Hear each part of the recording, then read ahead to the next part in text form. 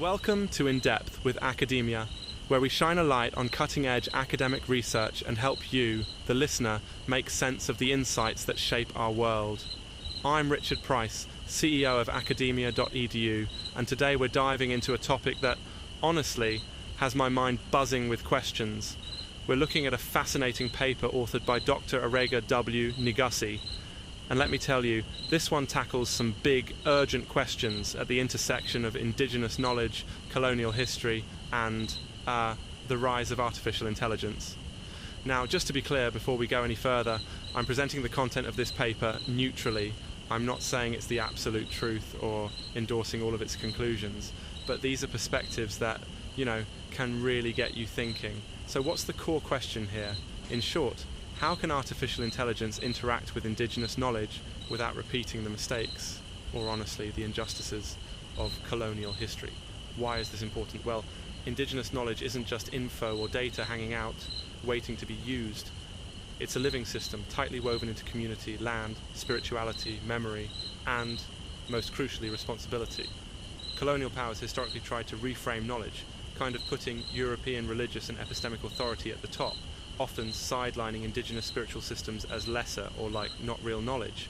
And the paper asks, what happens now that we have powerful AI systems that can gather, analyze and spread knowledge at breakneck speed?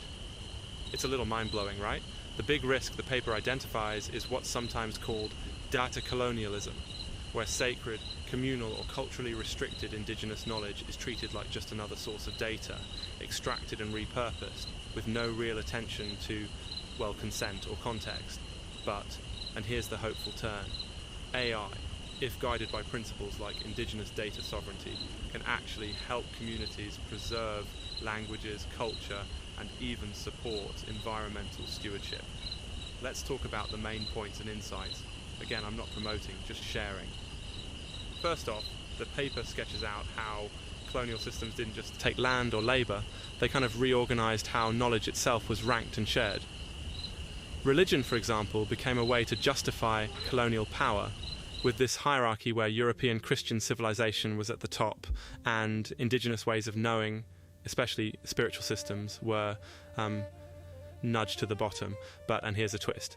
Africa, among other continents, has always been a massively important centre for religious formation.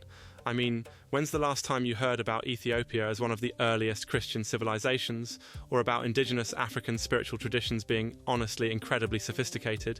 The paper highlights how Indigenous religions don't just offer faith practices, but serve as systems for ethics, governance, environmental care, and, crucially, for balancing the relationship between individual and collective, I versus we.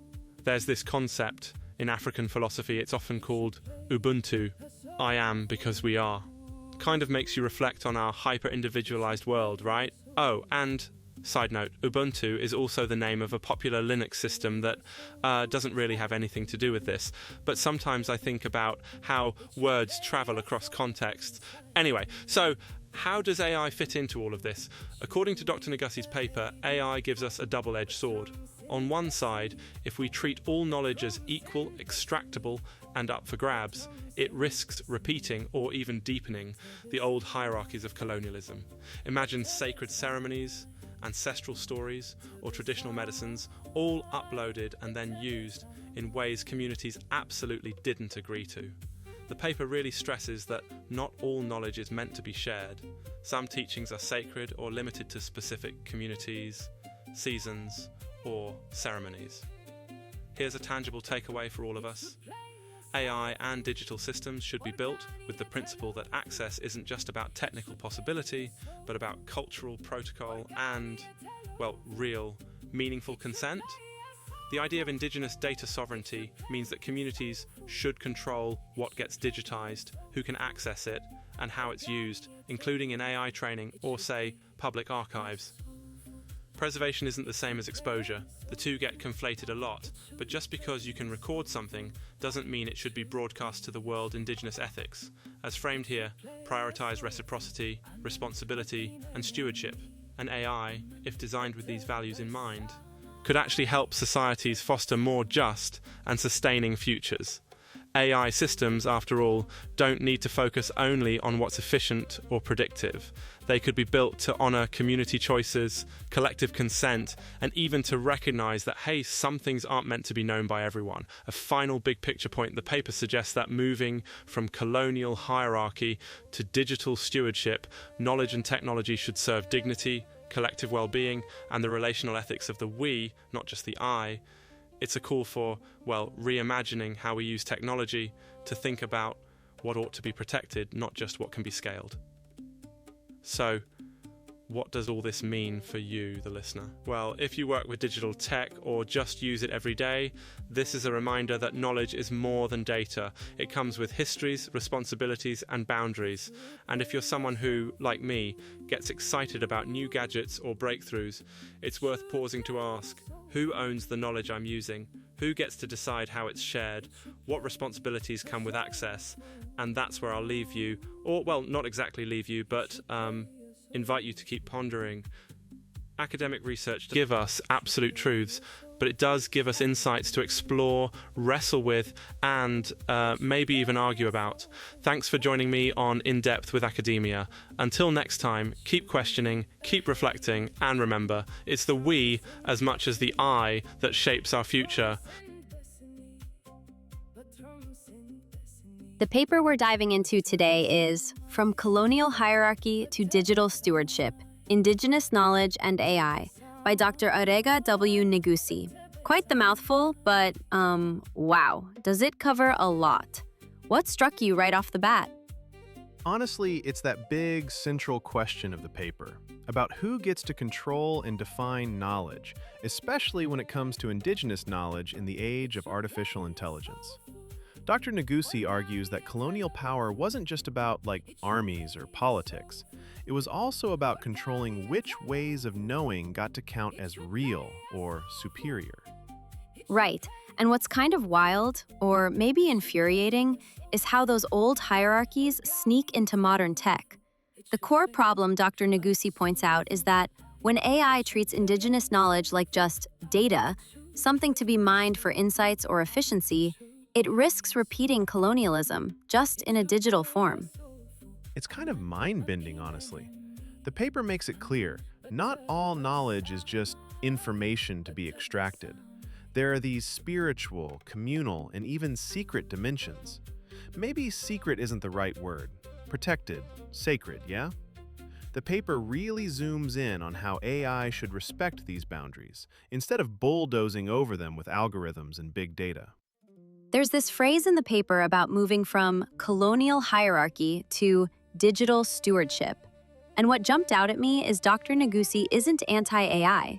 In fact, he says, if guided by indigenous ethics and community consent, AI could actually help preserve languages, restore collective memory, and support environmental stewardship. Let's not forget indigenous data sovereignty. The paper stresses, maybe even hammers, this point. Indigenous communities need to decide what gets digitized, how it's used, and, super importantly, whether AI can even access it. He calls for consent, reciprocity, and respect for sacred boundaries as, like, ethical guardrails. The religious angle is fascinating too. Dr. Negusi goes deep into how colonial powers didn't just impose political or economic systems, but also a hierarchy of religions, a sacred hierarchy, where European Christianity was made to look like the top dog, with African spiritual traditions painted as primitive or somehow less than. And that has a lasting influence, right? Even today, that legacy makes it, tricky, somehow dangerous, for indigenous knowledge to be recognized as legitimate. It's like, if a data set is sacred, AI shouldn't just scoop it up because it's available. The same colonial logic that whatever can be extracted should be is, well, absolutely what he's warning against. Yeah, it's a real challenge for technologists. I mean, AI is all about optimization and maximizing access, but indigenous worldviews often ask, what do we owe to others? What can't be known or shouldn't be shared? The paper actually suggests that respect sometimes means letting knowledge remain sacred, undigitized, or even unknown, which is kind of radical when you think about it. Sometimes not knowing is a form of respect. That line really got to me.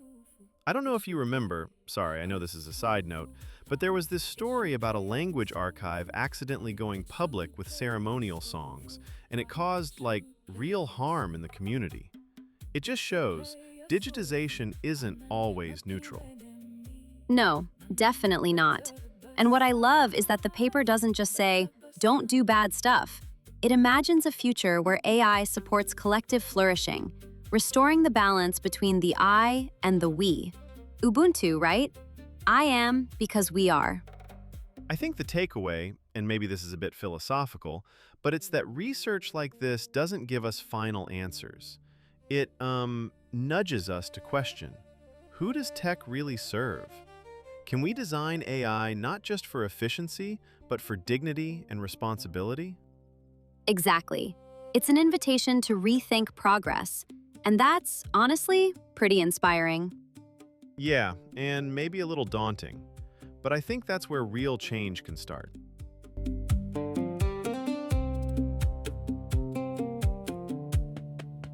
It should play a soulful.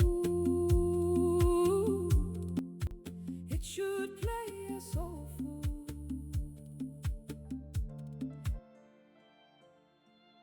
It should play a soulful.